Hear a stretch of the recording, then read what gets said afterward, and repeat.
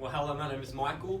We are students at Boxhill Institute, and today we're going to be talking about CMT, which stands for Charcot-Marie-Tooth disease, and we're going to be talking about how it affects a person in everyday life and how people aren't disadvantaged, well, some are, but some can still live quite normal lives.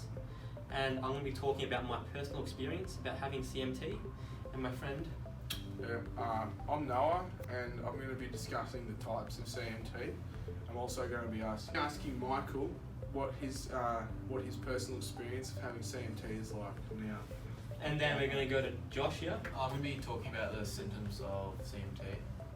And Luke. I'm going to be talking about the causes of CMT. And this is our video editor. So I'm Damien, I'm going to be editing the video and doing the thumbnail and intro and outro, and also uploading everything to the social medias, and also orchestrating with our chosen group, association, CMTAA, I think that's correct, and we'll be working with them hopefully to spread awareness for this disease. And we hope you enjoy it. My name is Michael. I suffer from CMT type 1A. CMT stands for Charcot-Marie-Tooth disease, and I've had it since I was about 10 years old. I only got diagnosed from tests when I was 17, so last year. I actually did tests because of some other health-related issues that then led to me doing that test to then find out that I had CMT. And it was quite a shock when I found out, as no one knows really anything about CMT. I didn't know what it was. When I found out about it, I was quite shocked, as I had quite a dark thought about the future. What am I going to turn out to be like? And for work, like, what should I do for work that would help me if I get bad, as it affects everyone differently. Symptoms were a bit different. When I was about 8 years old, I had tiny numbness in my feet, in my toes. My parents thought I was a hypochondriac, which was quite annoying, because now, knowing that it is an issue, I'm annoyed that they didn't listen to me. And as you get older, it can affect your fingers and other parts of your body. So the reason why I knew something was wrong was due to my toes being numb, and as I've gotten older to now, I can't feel up to about here. So I'm up to my calf, and I'm starting to lose the feeling sensation in my fingers, and my thumbs have lost a great deal of strength on push force. Same as my pinkies, I've lost feeling in my pinkies. And really knowing that there's no medical treatment that could greatly help in feeling again, was disheartening and quite sad. It's not like it's not something that you want to tell a 17-year-old kid that what they have is not curable. It changed a lot of my view on what I wanted to do. But I am very fortunate. There are many other people that have CMT, different types of CMT, as there are about 4 or 5 different types of CMT, main ones. But many people are a lot worse than me, which helps me to cope, as there are people worse than me. I'm not that bad. I'm quite fortunate. I can still walk quite well. I can still perform tasks like sport. I can do sport. I can still work. Yes, things are a bit harder to do, like opening bottles of drink, like Coke, milk, anything that's a lid that has to twist. I find it quite difficult, as I don't have the strength to do so. And also the muscle tone. I don't have any good muscle tone in my legs and my arms, and that's due to CMT. But besides that, I'm quite fortunate. When walking, another symptom was I had drop foot, and that's also a big symptom of having CMT. It's like a limp, and I didn't know why. I always thought that I was hurting my leg, but I wasn't. It was just me due to the CMT. I didn't know how low my feet were to the ground, and this caused me to also fall over a lot.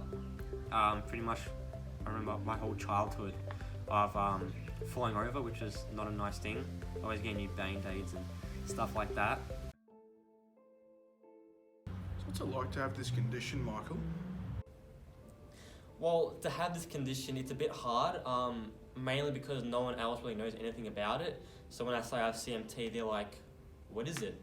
And I have to run through the whole thing. It gets a bit annoying at times.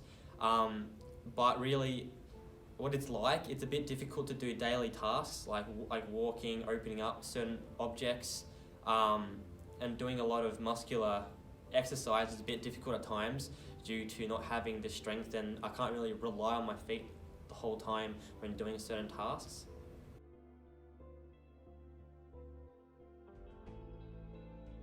What age group does this condition show up? And the age group that it is likely to occur is before the age of 20. Now that it affects everyone differently. Some people may get the symptoms or be diagnosed later in life, like 40, 50, but normally it is as you hit puberty, and it is a progressive condition. So you may barely notice it as a kid. Like I only had numbs and toes when I was a child, but as you get older it progresses. The symptoms make it stronger and stronger, and as you get older it will affect you more.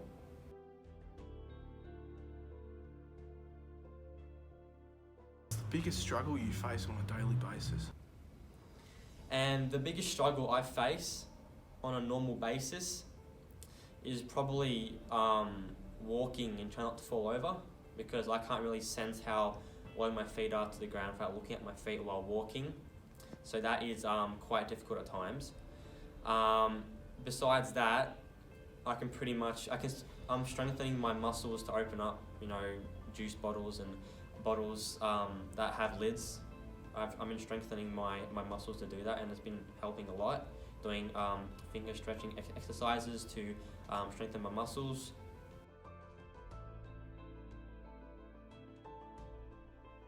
How was growing up with the condition and not knowing you had it? Growing up, not knowing that I had this condition, I just thought I was very clumsy.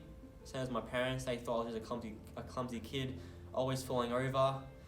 So I didn't really think too much about it. But as the numbness was slowly going up my leg, as I was getting older, I thought it was a bit weird. I did tell my parents about my concern, but they didn't really pay attention as much because I fell over so much. They thought that maybe I'm just being a bit of a hypochondriac, but oh well. Over time, I ended up getting tested, found out that I had this condition.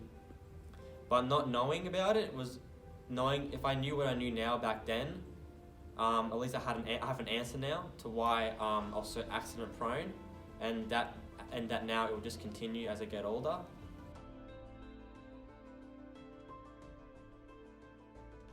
How's this condition affected you?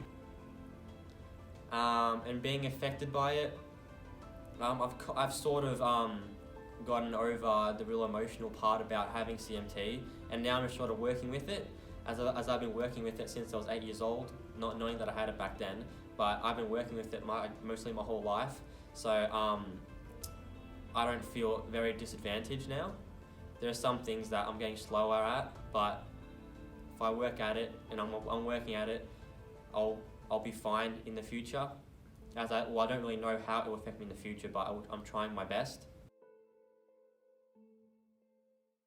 There are many symptoms of CMT. I got a short list of the most common people experience with CMT. Some of them go from weakness in your legs from feet and ankles, loss of strength and muscle bulk in your legs and feet, curled toes, which is most commonly known as camel toe. You might get high foot arches, which is pretty common. Harder to run, so like doing a bit of exercise and stuff. Difficulty lifting heavy objects like boxes and stuff, like doing work could be pretty hard for you. People also experiencing having to walk on a tiptoe because there's difficulty raising your feet.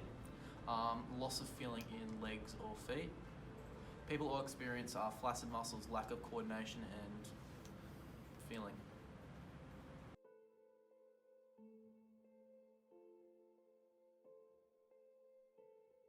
I'll be running through the causes of CMT. There are a few causes of CMT. Some of these can consist of autosomal dominant. The parent has one abnormal gene and one normal gene in the pair. Each child of this parent has a 50% chance of inheriting the abnormal gene and a 50% chance of developing CMT.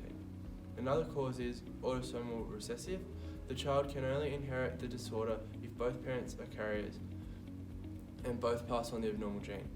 The child has CMT but neither parent has any symptoms at all. Another type is X-linked.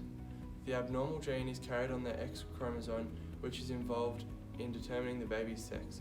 Each child, male or female, of a mother carrying CMT type X-linked gene has a 50% chance of getting the disorder. Males are more affected than females. Females may be carriers without showing any obvious effects. All daughters of an affected man would inherit the gene, but none of this X-linked. The abnormal gene is carried on the X chromosome, which is involved in determining the baby's sex. Each child, male or female, of a mother carrying the CMT type X-linked gene has a 50% chance of inheriting the disorder. Males are more affected than females. Females may be carriers without showing any obvious effects. All daughters of an affected man would inherit the gene, but none of his sons. There is no male-to-male transmission in these families. The causes of various types of CMT include CMT type 1A, a duplicated gene on chromosome 17, CMT type 1B, a genetic defect on chromosome 1, CMT type 1C, a genetic defect on chromosome 16, CMT type X-linked, a genetic defect on the X chromosome, CMT type 2A, a genetic defect on chromosome 1, CMT type 2B, a genetic defect on chromosome 3, CMT type 2C, a genetic defect on chromosome 12, CMT type 2D, a genetic defect on chromosome 7.